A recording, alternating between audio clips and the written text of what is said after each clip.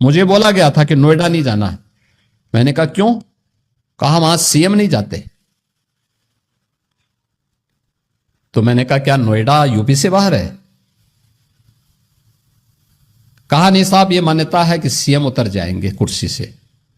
तो हमने कहा भी कुर्सी से तो एक दिन कुर्सी को जाना ही है, तो कुर्सी के मोह में हम क्यों पड़े? मैं जाऊंगा वहां जरूर। और मैं गया था,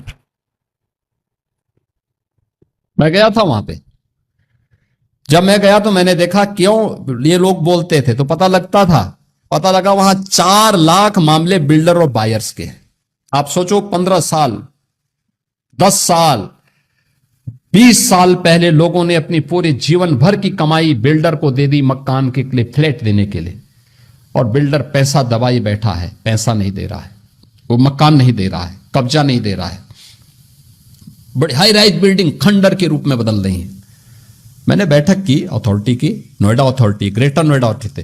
तो ग्रेटर नोएडा अथॉरिटी मेरे पास आए, उसके सीईओ आए, कहा है साहब हम पे 6,000 करोड़ का कर्जा है।